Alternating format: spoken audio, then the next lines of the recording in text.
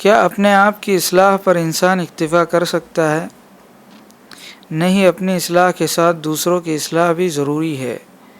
اللہ رب العالمین قرآن کریم کے اندر ارشاد فرماتے ہیں وَلْتَكُن مِّنكُمْ أُمَّةٌ يَدْعُونَ إِلَى الْخَيْرِ يَأْمُرُونَ بِالْمَعْرُوفِ وَيَنْهَوْنَ عَنِ الْمُنكَرِ، اور تم میں ایک ایسی جماعت ہونی چاہیے جو نیکی کی طرف بلائے اور نیکی کا حکم دے اور برائی سے روکے۔ اور اللہ کے نبی علیہ الصلوۃ والسلام کی حدیث ہے جس میں اللہ کے نبی علیہ الصلوۃ والسلام نے فرمایا کہ من رأى منكم منكرا فليغيره بيده فإن لم يستطع فبلسانه فإن لم يستطع فبقلبه وذلك أضعف الإيمان۔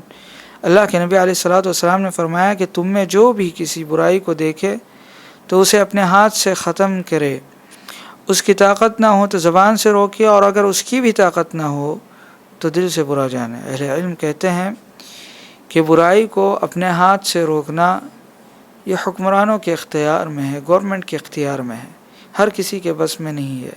لہٰذا ان کی یہ ذمہ داری بنتی ہے کہ وہ اگر برائی کو دیکھتے ہیں، کرائم کو دیکھتے ہیں، تو طاقت کے زور پر اس کو روکنے کی کوشش کریں۔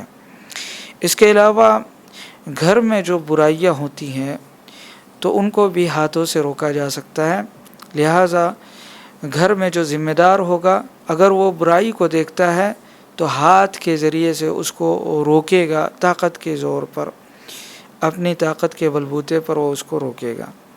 لیکن اگر اس کی طاقت نہ ہو، برائی کو ہاتھ سے روکنے کی طاقت نہ ہو تو زبان سے روکے، یعنی اس کو برا بھلا کہے کہ یہ برائی ہے، یہ غلط کام تم کر رہے ہو، اس کو ٹوکے اور اس کے جو نقصانات ہے اس کو اس کے سامنے واضح کرے، یا جو بھی انداز ہو برائی سے، جو بھلا انداز ہے، جو پیارا انداز ہے، اس کو اختیار کرتے ہوئے زبان سے برائی کو روکے۔ بسا اوقات سختی کرنا پڑے تو سخت لہجہ اختیار کرے، بسا اوقات نرمی کرنا پڑے تو نرم لہجہ اختیار کرے۔ بہرحال جو مستہدف ہے، جو سامنے مدعو ہے، اس کی حالت اور کیفیت کے اعتبار سے سختی اور نرمی اختیار کرے، جو دعوت کے اصولوں میں اہم اصول ہے، اور وہ اپنی زبان کا استعمال کرے برائی کے روکنے میں۔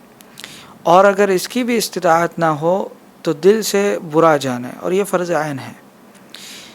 برائی کو دل سے برا جاننا یہ فرض عین ہے، ہر شخص کے لیے ضروری ہے۔ بعض روایتوں میں آتا ہے کہ اس کے بعد ایمان کا کوئی حصہ نہیں، یہ سب سے کمتر ایمان کا ایک حصہ ہے۔ لہٰذا انسان کو چاہیے کہ وہ جب برائی کو دیکھے تو اپنے ہاتھ سے روکے اگر اس کے اختیار میں ہے، اور اگر اپنے ہاتھ سے نہیں روک سکتا تو وہ برائی کو اپنی زبان سے روکے، اور اگر اپنی زبان سے نہیں ہو سکتا تو یہ فرض ہے ہر کسی شخص کے اوپر کہ دل سے اس کو برا جانے۔ دیکھیے یہ درجات ہے انکار منکر کے جو اللہ کے نبی علیہ الصلوۃ والسلام نے حدیثوں میں بیان فرمائے۔ اس کے علاوہ انکار منکر کے کچھ مراتب ہیں جو اہل علم ذکر فرماتے ہیں۔ امام ابن قیم رحمہ اللہ نے اس کو ذکر فرمایا۔ بسا اوقات ایسا ہو سکتا ہے کہ انسان کسی برائی سے کسی کو روکے اور وہ برائی سے باز آ جائے، ایسی صورت میں اس کو برائی سے روکنا چاہیے۔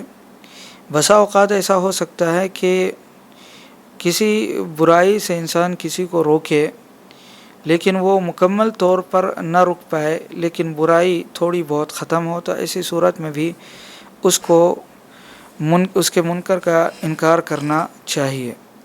بسا اوقات ایسا ہو سکتا ہے کہ انسان کسی کو کسی برائی سے روکے، وہ برائی تو ہٹ جائے لیکن اسی کے بقدر ایک دوسری برائی اس کی جگہ پنپنے لگے، تو ایسی صورت میں انسان کو چاہیے کہ وہ غور و فکر کرے اور یہ دیکھے کہ بھلائی کس میں ہے، بھلائی روکنے میں ہے یا بھلائی روکنے میں نہیں ہے، یہ محل اجتہاد ہے۔ چوتھا مرتبہ یہ ہے کہ انسان کسی کو برائی سے روکنے جائے تو روکنے جب وہ چلے جائے تو وہ برائی تو ختم ہو جائے لیکن اس کی جگہ ایسی برائی لے لے جو اس سے بھی زیادہ خطرناک ہو، تو اس حالت میں اور اس صورت میں انسان کو چاہیے کہ وہ اس برائی سے اس کو نہ روکے۔